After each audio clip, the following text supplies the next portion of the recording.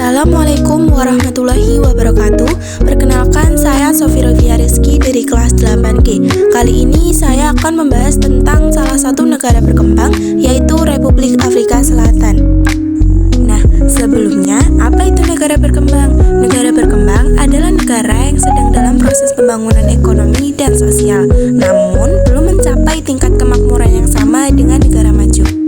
Nah, sekarang kita masuk ke materi tentang Republik Afrika Selatan. Yang pertama, letak astronomis Republik Afrika Selatan yaitu terletak di antara garis lintang 22 derajat lintang selatan hingga 35 derajat lintang selatan dan garis bujur 17 derajat bujur timur hingga 33 derajat bujur timur. Yang kedua, letak geografis Republik Afrika Selatan yaitu terletak di bagian paling selatan benua Afrika. Secara geografis, Afrika Selatan berbatasan dengan Samudra Atlantik di sebelah barat dan Samudra Hindia di sebelah selatan dan timur. Yang ketiga, di sini ada bendera, lambang, dan peta negara Republik Afrika Selatan. Yang keempat, yaitu jumlah penduduk. Perkiraan jumlah penduduk Republik Afrika Selatan pada tahun 2024 mencapai 63 juta penduduk. Yang kelima, yaitu pendapatan per kapita. Pendapatan per kapita di Republik Afrika Selatan pada tahun 2023 mencapai 5.747,42 dolar Amerika Serikat. Yang keenam, pertumbuhan penduduk. Tingkat pertumbuhan penduduk tahunan di Republik Afrika Selatan pada tahun 2023 adalah 0,87%. Ini meningkat 0,3 poin persentase dibandingkan dengan tahun sebelumnya. Yang ketujuh, angka kematian. Angka kematian di Afrika Selatan mencapai 12,3 kematian per 1000 penduduk.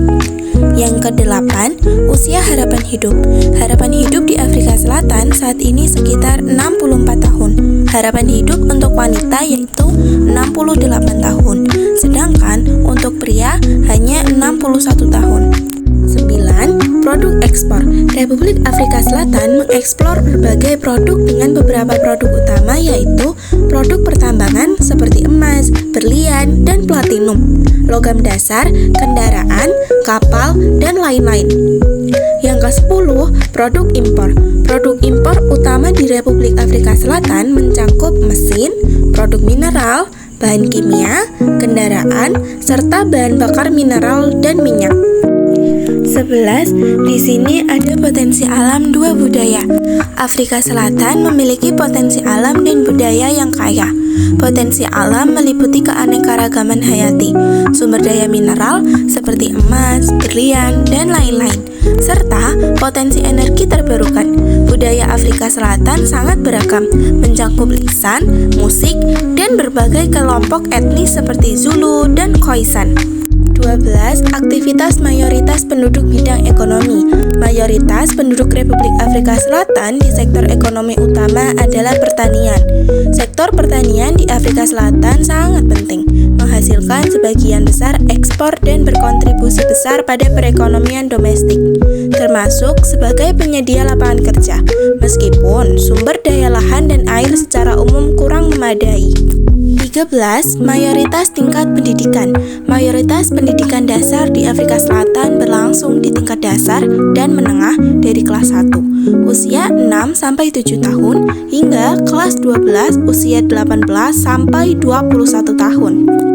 14. Hal yang menyebabkan Republik Afrika Selatan tergolong negara berkembang yaitu karena masih menghadapi masalah seperti tingginya angka pengangguran dan kesenjangan ekonomi, meskipun memiliki kekayaan sumber daya alam dan dianggap sebagai negara industri terbesar di Afrika. Terima kasih, itu saja yang bisa saya sampaikan di dalam video ini. Kurang lebihnya mohon maaf. Wassalamualaikum warahmatullahi wabarakatuh.